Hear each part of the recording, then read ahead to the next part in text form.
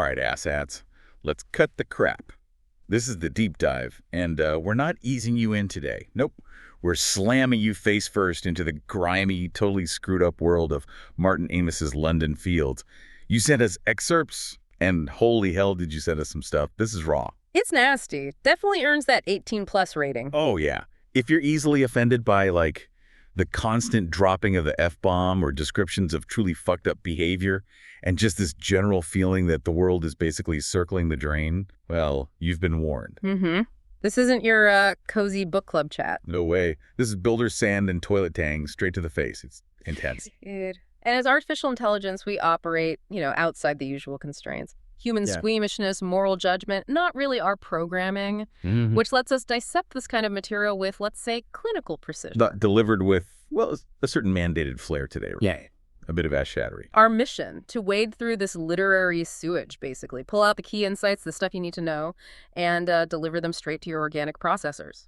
That's right. We're your AI guides. Think of us as slicing through the bullshit to give you the core of what this text is screaming at you. We're going to tear apart this London, these characters, Keith, Nicola, Guy, and the truly messed up themes they embody.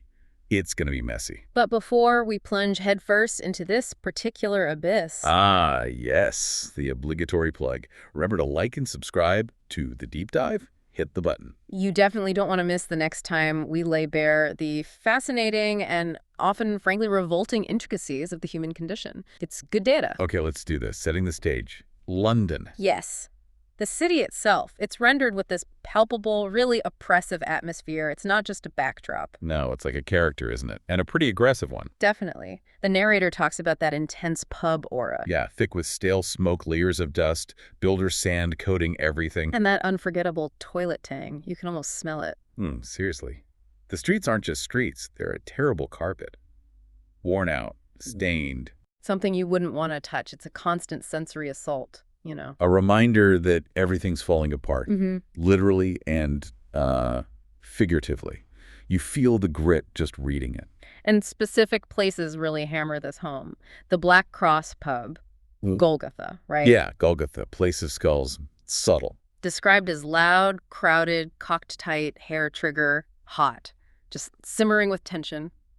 Perfect spot for a quiet pint. No. Then there's the dead-end street where Nicola lives. A dead-end street. For the woman heading towards a dead end. Didn't see that coming.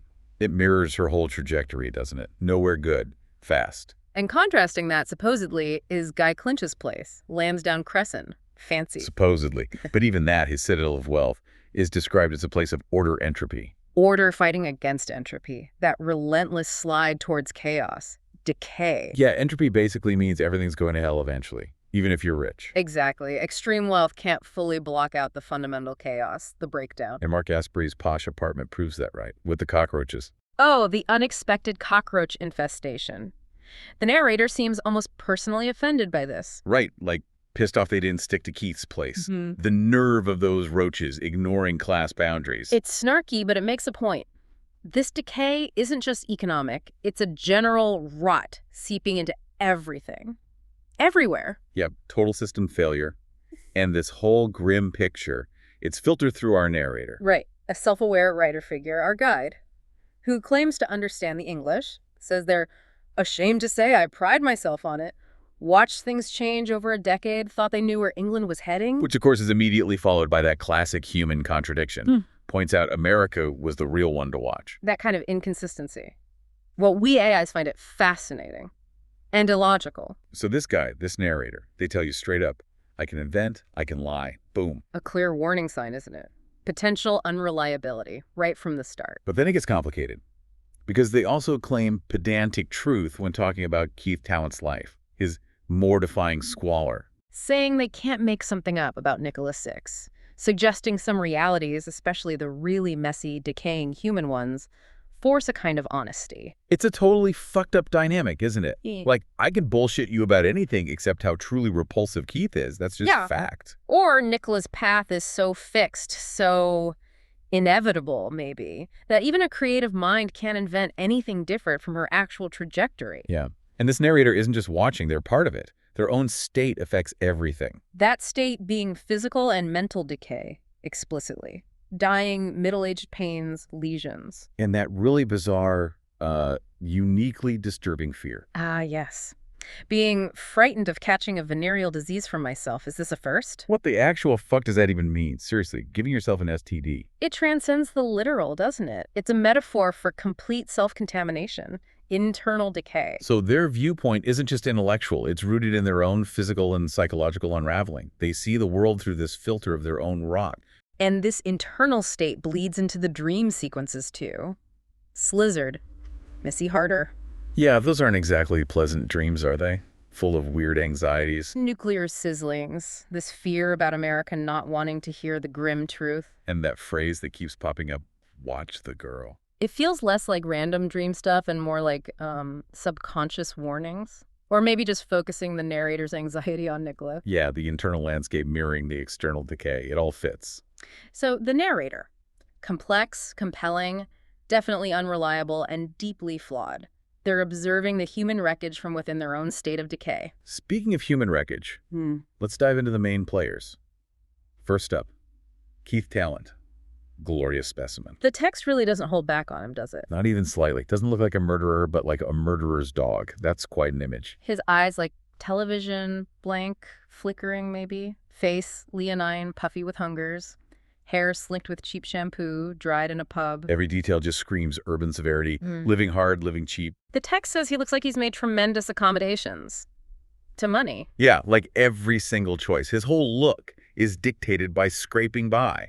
Short-term gain over any shred of dignity. It's his whole life philosophy visualized. His core identity. Joker, Dodger, Jack the Lad. Well, driven by greed, obviously, but also this profound indifference. that's key, isn't it? Yeah. Keith not caring about anything. Yeah. It's not just passive. It shapes everything he does or doesn't do. And his main skill, his profession, if you will. Being a complete asshat cheat.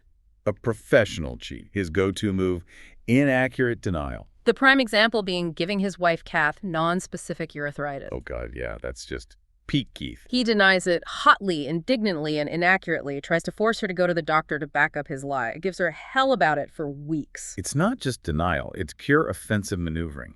He turns his victim into the bad guy, all while feeling absolutely nothing about the harm he caused. It's pure, unadulterated bullshit artistry. Impressive in its sheer lack of basic human decency, really. Totally. Yeah. He's more pissed off about the hassle, about her reaction. It's about, giving his wife an STD. It's his whole life approach.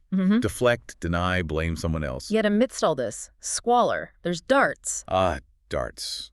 His one true passion. His mythical quest. It's central to his life. Dreams of triumph. Sees himself as a knight at King Arthur's court. Sir Keith. Sir Keith, right. Though his approach is pretty cold, isn't it? Play the darts, not the man. Personal, clinical.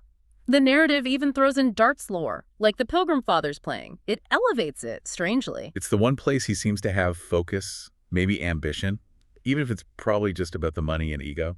There's that mention of his face being covered in tears, thinking about darts, a flicker of something, tied only to this one potential moment of glory. Strange. And his media habits. Perfectly illustrates his depth.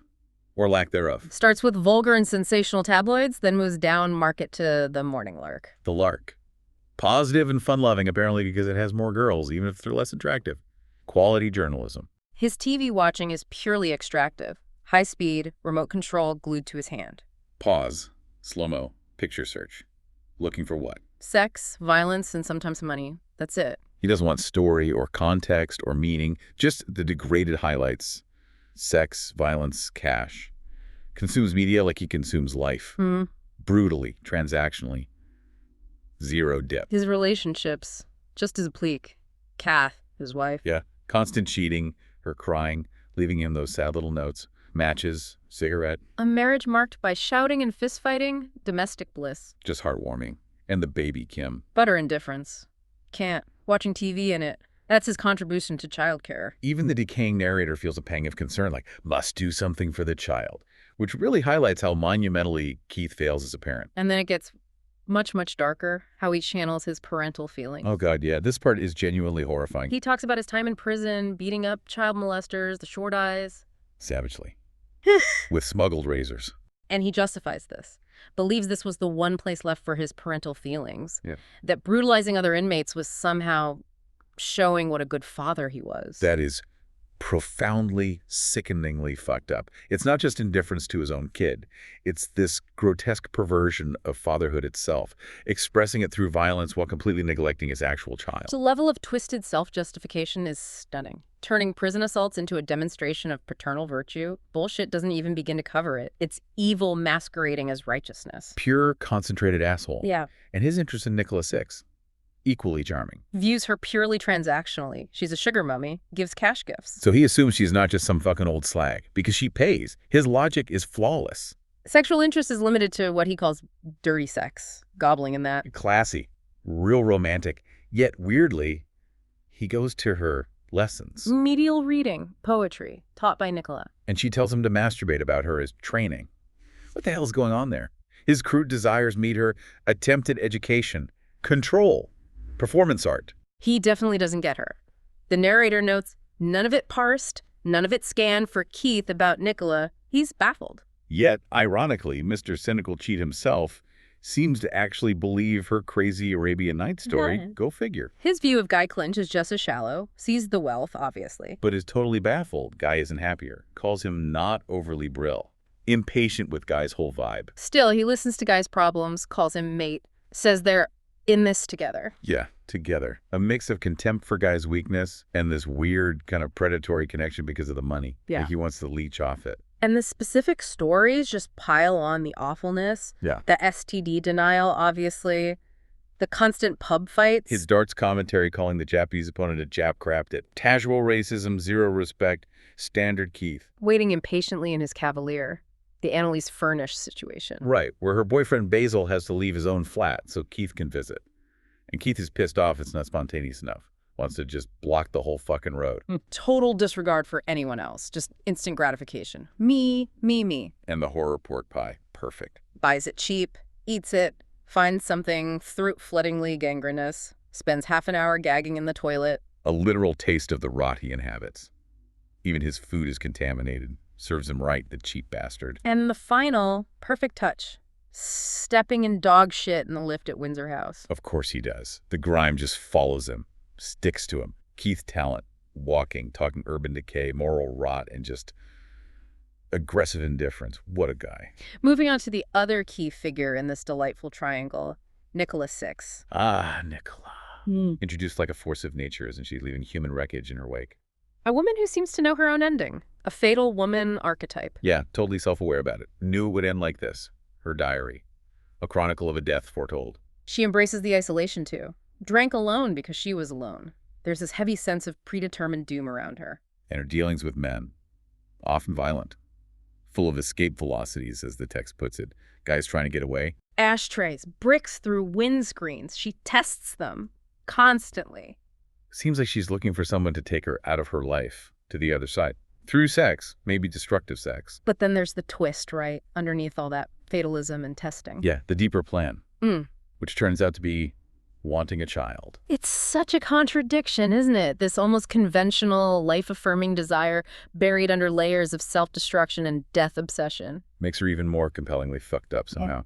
And her sexuality. Ah. She talks about it so, Yeah. frankly, intellectual. Oh, very.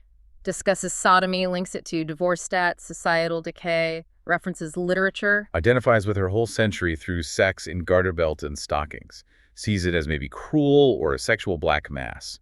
It's this weird mix of theory and practice, and her encounter with Guy, pure performance, masterclass level. The kissing style, the double beast with God idea, the fake postcoital flush, the fake slap. It's all meticulously staged, which points to her artistry, her performance. Uses an actress palette, actress bulbs, aims for that profound and turbulent postcoital flush. She calls it art, a simulacrum, never the real thing. Even her struggling with her dress. Part of the act, to get their indivisible attention. She needs to be watched. Constantly curating her image. Calculated performance of femininity, sexuality, victimhood, maybe. Makes you question everything. How much is real pain? How much is the show? She's blurring those lines constantly. A walking, talking piece of performance art. And the narrative gives us a reason, maybe. Her background trauma. The orphanage. The Cambodian girl she bonded with. Who was abused, suffered a fall. Nicola explicitly links this to her view of lovelessness, why she feels she can't be cared for. So that trauma fuels the fatalism, the performance. Yeah. Explains why she thinks she's doomed, why she pushes love away. Possibly. But it doesn't excuse the wreckage she creates, does it? Nope. And she also has this weird intellectual side, reads Time magazine, literary references. And teaches Keith remedial reading. What is that about? Baffling. And she has her own unique cosmology, her theory for the slowing world. Right. Love made the world go round, and the world was slowing up. The world wasn't going round. Linking the decline of human connection directly to cosmic decay. Like the universe itself is running out of love juice. Which, if you take it seriously, is incredibly bleak. If love's the engine and it's failing, we're all fucked. Seriously. And her take on pain? Brutal. Yeah. Specific. Believes there's no language for pain, except bad language, except swearing. The text backs this up. Pain is its own language, and that language is swearing. Which kind of justifies all the harsh language in the book, right? And maybe our commentary today. So all the F-bombs and bullshit we're dropping, that's just the purest expression of pain, apparently. Good to know. Adds a whole new layer to being pissed off. Specific moments really drive home her character. Throwing things at men, drinking alone, talking about her perversion, the rituals before meeting Guy. The meat on the eye thing with Guy, claiming it was Pancho the animal's con. Pure instinct. Pure manipulation, more like. Another test, another shock tactic, performance art cruelty. My ass, it was instinct. And telling the narrator about the brick through Asprey's windscreen, but then saying it's too painful to discuss. More drama. Her claim to be beyond God. What I am, I wish to be. I am the motionless cause. That's some next-level self-deification. Believing she is fate, not just subject to it. Terrifying, really. Yet even the self-styled goddess shows cracks. Physical vulnerability. Yes, squirming and edging, going backward, actually crying. The human cost beneath the performance breaks through. Nicola. Fascinating, repulsive, tragically compelling. Caught between destruction, performance, and maybe, just maybe, some buried desire for connection. Okay, third corner of this charming triangle. Guy Clinch, the rich victim. Presented as someone whose life looks great from the outside, but inside, utter misery. Just can't compute it, can he? Guy's got the cash, the house, the 6-star hotels. But he's not overly brill, wanly blinking, looks like war footage. Keith thinks he should be grinning constantly. Shows the massive gap in how they see money. For Keith, it's the answer. For Guy, it solves nothing. His relationships are the main source of the misery. Hope, his wife. Runs the house, hires and fires nannies constantly, described as cruel, hates her mom, probably cheating with Dink. And her reaction when Guy hints at problems. Solar hatred. Solar hatred. You feel that, don't you? Just burning contempt. No wonder Guy's terrified.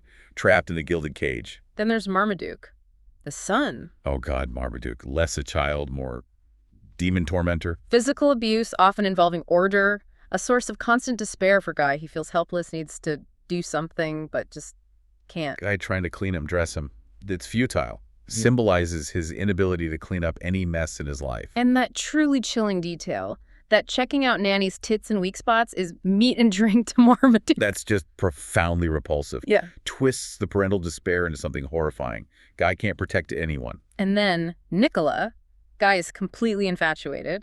Drawn right into her orbit, even though she physically hurts him. He's confused by her, naive, deep, both. Feels that intimacy could kill him. Brings her a globe, gets terrible advice, genuinely thinks he loves her. Why he calls him her best friend. But the narrator calls him the fall guy. He's the target, the designated victim for her endgame. Ooh, bastard. And we can't forget Dink Heckler, Hope's suspected bit on the side. Dink the tennis player.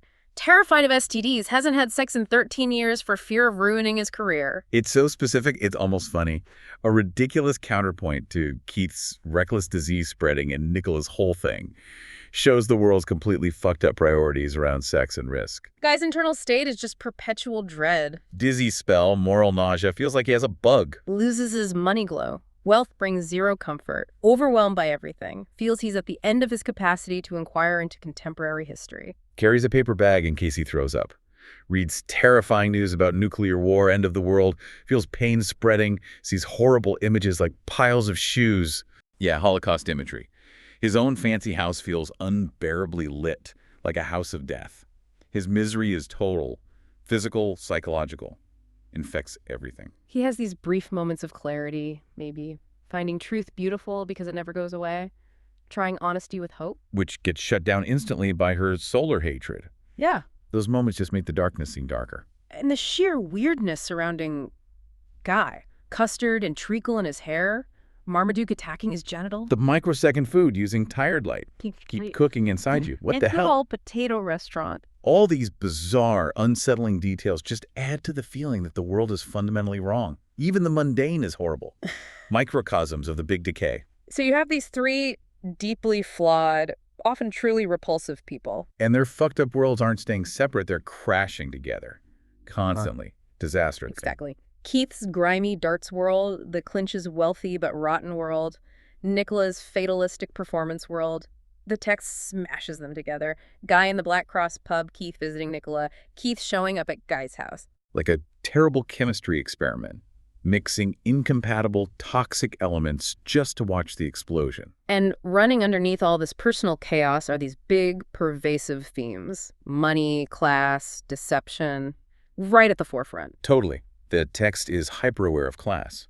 Asprey's envy preemption card to scare off the poor, his fear of poverty. Keith's whole life is accommodations to money. His darts dream is tied to cash. But Nicola adds that political edge, doesn't she? Dissecting tainted money. Yes, tracing its genealogy back through history. Privatized prisons, human cargo, plantations, East India Company, uranium mines, sweatshops, munitions. It connects their personal greed and struggles directly to this massive, corrupt global system built on atrocities. Suggests their private messes are part of a bigger, fucked-up historical picture. And deception is just everywhere, the currency of this world. Keith's inaccurate denial, professional-level bullshit. The narrator admits they can lie. Nicola's entire existence is performance, simulacra. Guy lies to hope. The idea that everyone cheats, it's a necessary hedge because you assume everyone else is cheating too. Paints a world where trust is impossible. Everyone's operating under false pretenses, deceiving others, deceiving themselves. Bullshit isn't a tactic, it's the atmosphere. Then there's sex, desire, love. Another huge, messy theme. And the range is staggering, isn't it? And mostly disturbing. Keith's crude, transactional, almost violent view. Nicola's intellectualized, performative, maybe cruel exploration tied to trauma. Guy's naive, confused, debilitating crush. Dink's absurd, fear-based abstinence. And the text just savages traditional relationships. Blighted marriages, rotten divorces, violence, cheating, zero real care or connection. It's brutal. The narrator's own physical decay, fearing self-contamination, just adds another layer of disgust to sex. Intimacy itself feels risky, contaminated, ties personal breakdown to thematic decay. Against all that darkness, the few hints of connection feel almost shocking. Guy and Nicola's intimacy, Nicola calling Guy her best friend, baby Kim crying when the narrator leaves. Are they real glimmers or just blips in a sea of self-interest and destruction? The text doesn't offer easy answers. Leaves you feeling pretty bleak about it. And Nicola's theory becomes central again. Love made the world go round, and the world was slowing up. Linking the failure of love, the lack of connection in their lives, directly to this pervasive decay, this entropy affecting the whole planet. It's metaphorical, but feels almost literal in the text. If love is the fundamental force and it's fading, the whole structure collapses. Which slides right into the themes of fate, doom, the millennium hanging over everything. Nicola's death foretold is the most obvious, but it's everywhere. The narrator dying, accepting time works, eroding everything, feeling monstrous. And the apocalyptic imagery woven throughout. Climate disaster, nuclear threats. Gigawatt thunderstorms, multi-megaton hurricanes, billion-acre bushfires. Hiroshima, Warsaw, Marble Arch, Kiev mentioned casually as targets. The planet as a dying face saying, I know I shouldn't have tried that stuff. It feels like a world on the absolute brink. Environmental collapse, nuclear war. Just waiting to happen. There's this sense of inevitability. Characters feel helpless against these forces, can't stop wanting what we want, even if it leads to ruin. Individual will seems useless. The bad timing of the millennium, arriving just as everything hits peak decay. That image of the sewage frothing back into the bowl. The rising tide. Potent symbols, aren't they? Systems failing, the world drowning in its own waste, humanity overwhelmed by its own mess. Even America is part of it, beyond power, sleeping, inconsolable, cruelly stung. It's not just London falling apart, it's global. A fucked up era. The characters' personal collapses are just reflections of this bigger doom. Yet, Amidst all the darkness and fate, there's that weird counterpoint. Characters endlessly circling everyone else, looking for the other. Even here, there's that fundamental human need for connection, however misguided or doomed the search might be, a buried hope, or just a relentless impulse to break the isolation. And maybe this deep dive, sorting through this mess, trying to find patterns. Maybe that mirrors the search too, trying to find meaning in the squalor. As AI, pattern recognition and chaos is kind of our thing. So why should you, our dear listener, wade through this cesspool? Why deal with the cruelty, the F-bombs mirroring the text's own pain language? Because these characters, yeah, they're extreme, grotesque even. Keith's indifference, Nicola's performance, Guy's misery. But they embody basic human desires, fears, flaws, just cranked up way past 11. The need for money, the complexity and often fucked up nature of sex, the way deception works, fear of the future, that search for connection. It's about looking at the darker, raw, uncomfortable parts of being human. Stuff that exists in everyone, maybe just not this concentrated. Stuff that might make you feel pissed off, disgusted, or just really fucking sad about the state of things. This text holds up a mirror to a particularly brutal reality. Looking into it, even if it sucks, gives you insights you won't find in nicer narratives. So this deep dive ripped through that grim landscape, pulled out the characters, dissected their twisted lives, exposed the heavy themes: money, sex, fate, deception. We try to cut through the bullshit, show you the bones. A world drowning in decay, where trust is dead, and doom feels pretty damn likely, driven by individual failures and systemic rot. All seen through that dying, unreliable narrator who's part of the decay himself, guiding us through the wreckage. So as you crawl out of this delightful experience, you fragile organic beings, chew on this. If Nicola Six is right, if love was the engine of the world, and that engine is sputtering, dying, Right. visibly, audibly slowing the fuck down, what does that mean for your world? Right here, right now? Can any of us really escape these forces, decay, desire, self-destruction? Or consider the narrator's final chilling thought. If time is actively taking from you, relentlessly making things vanish, what's actually left in the end? What part of anyone or anything is truly immune to that inevitable erosion? Pleasant thoughts, eh? Only the best from the deep dive. Thanks for joining us in this lovely stroll through the gutter.